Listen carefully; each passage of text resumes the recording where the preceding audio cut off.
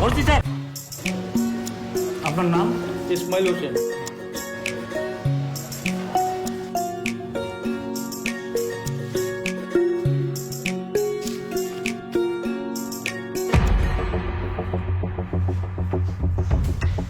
আপনার নাম?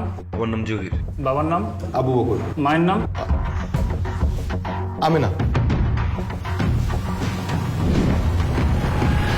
এই ধরে গেল, ধরো। ধরছি স্যার, এই নিয়ে এসো।